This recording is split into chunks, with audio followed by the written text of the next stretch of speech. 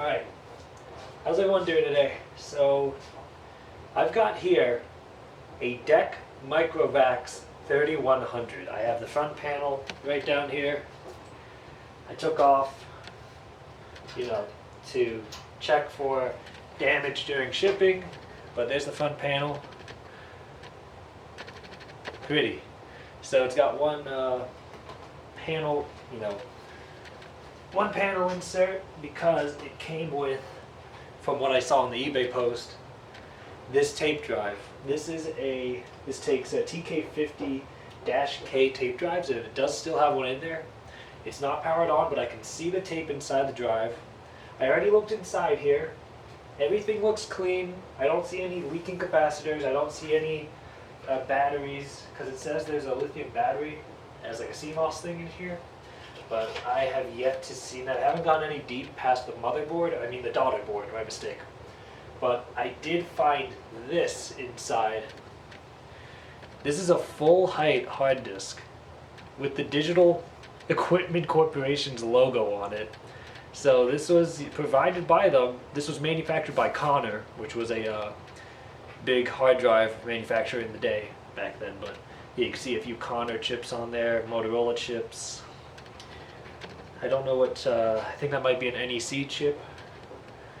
But Cirrus Logic chip, Adaptec, yeah, a whole bunch of stuff on this drive. We're not powering this one on yet. I want to see if I can get this tape out without damaging the media, because I'm really hoping that this tape has an operating system on it. So for people who don't know, the VAX line was from Digital Equipment Corporation, and it was their servers basically. They had the PDP-11s in the 60s and 70s, and then they came out with the VAX. And this is a miniaturized version of it for smaller businesses in the 90s, and this one has a manufacture date of February 18th, 1991. So that's very, very, very cool.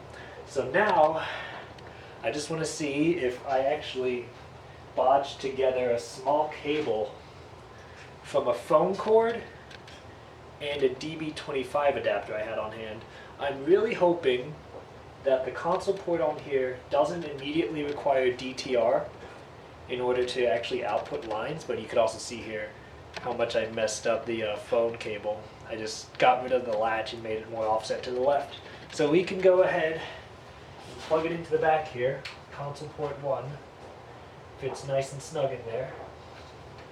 And I already checked the pinouts on here. It's just 12 volts, positive and negative, so the negative RX and TX lines are just going straight into ground. So I hope this works. Let's plug this guy, this beast of a hodgepodge, into the back of the terminal here.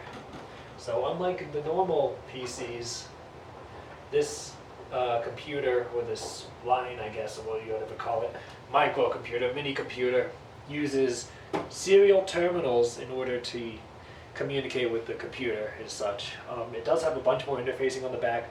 It has SCSI, which is what most of the peripherals on here are for, but it also has Ethernet, so we can get this thing on the network, if we get an operating system running. So for now, terminals booted up.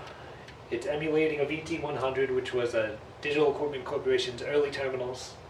So that's plugged in. Hopefully we'll see something on the screen. If not, either there's something wrong with the machine inside, or the console port requires a DTR signal, which is basically going to be just a high 5 volts, but it's going to be really low, so like 5 volts. That's all it is. That's how the logic chips usually work anyway. But enough chatting. Let's power this on and see what happens. It would actually help if I actually plugged in the power cable for, this computer. All right. Please don't explode. All right. On 3. 1, 2, 3.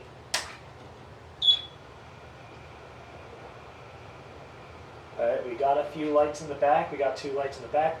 The tape drive's powering up, okay. It's reading, okay. I got nothing on the terminal. So I'm wondering if it's just doing post-diagnostics right now. That, or it will require the DTR line to be pulled up, but we got some flashing here. It might be a tape jam. Let's see if we can eject this. I'm just hoping we can get this tape out without needing to forcefully remove it. No, I don't think so.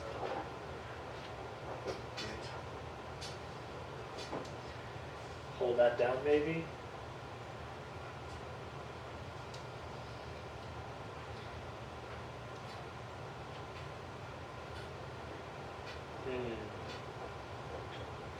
I mean, the light came on, that's good, nothing else, nothing's shorting, nothing's popping, nothing's exploding.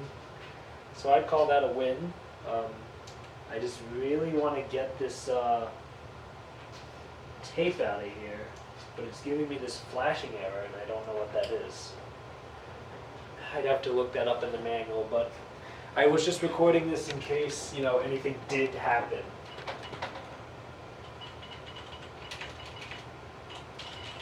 Yeah, nothing from the terminal side is giving me this flash, so there might be an error code.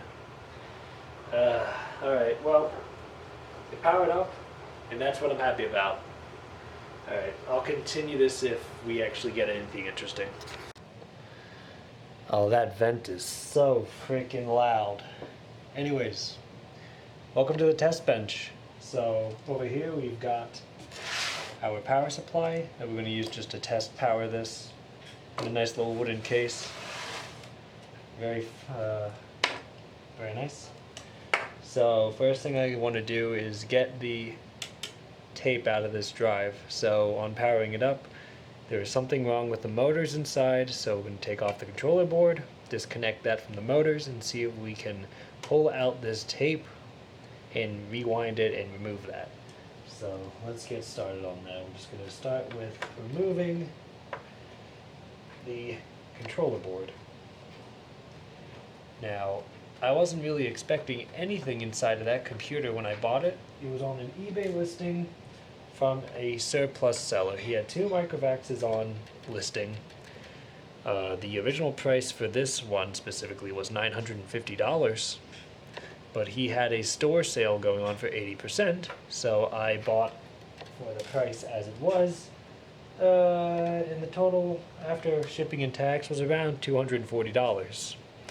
Now I took a look at, you know, the DEC computers from the 80s and 90s, because I really like the big old mainframes, the PDP-11s, the big VAXs from the late 70s and early 80s, but that's way out of my price range. So I thought maybe something simple like a micro version or a small version of these servers. So the MicroVAX is the first one that I'll be working on, learning how to work with other machines.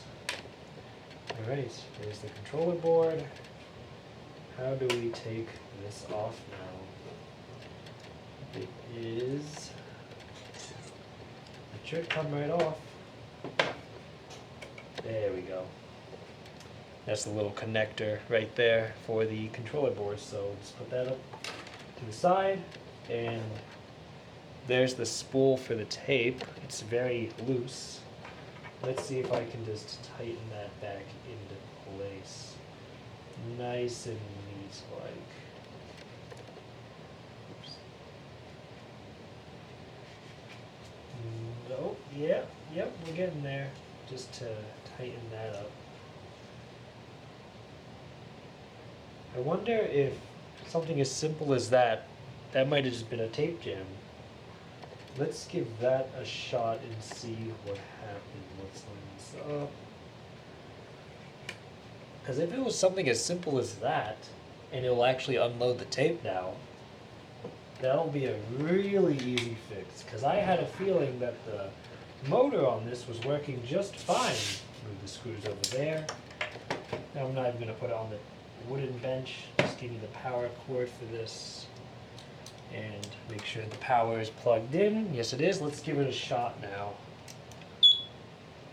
So it's posting. I think it still has an issue. So unfortunately that's all I have to show you right now with the MicroVAX. It took a little bit of time just to actually figure out how to interface with it by bodging together that cable from a telephone wire into an adapter to move on to the dumb terminal, just so I could see a few characters throw out of it posting. Now that's good that the computer actually boots. The only bad news is the storage devices themselves not working. The tape drive has some faulty electronics inside of it, but I managed to safely remove the tape without damaging the media on there. Well, I don't know if any of the data is still on that tape, which I'd have to find out by getting either someone to image the tape for me or getting a whole new drive. Now, that might be put on hold because those tape drives are pretty expensive. Usually like $100 to $125 for one, even if it's not working. And the hard disk drive that I found inside the case as well is not working at all. Nothing on powering it up. So then now I have to wait for a CD drive to arrive so I can now install an operating system using the hard drives I do have that work on the SCSI bus. So this here is just a variant of Unix, which was developed on the other line of digital equipment's computers, the PDP-11s, and the VAX had their own Unix ports, but this one is NetBSD, and you'll see it booting on there in the second part of this video that gets released in a few weeks or so. And you can tell I have the caddy for this CD, so I have bought a caddy CD drive just to use this in to make the computer match with, you know, the time period of the early 90s where a lot of CD drives relied on caddies, you know, mostly to protect the media. The slot drives weren't, the slot loading, you know, the tray loading drives, they weren't available or weren't common until the latter end of the 90s into the 2000s and so on, because the caddies were not practical for, you know, a consumer with a stack of CDs. You know, you'd have to get one for each CD, but thankfully with these you can just pop open the case like that and swap out your CDs, which kind of defeated the purpose of these. So the whole idea with the caddy is, you know, protecting the disc itself from dust and scratches, which it does a pretty good job with. It's just, you know, having to reuse the same caddy for 50 CDs isn't practical, so that's why they went with the tray slot. This was completely unfucking related. I'm just telling you guys that this video is one part of a two-part. I don't know when that other video is going to get put out. Sorry for the honesty. But yeah, that's how it is right now, just showing you the new computer I got in exchange for all the other ones I sold online. Thank you for watching, and yeah, have a good day.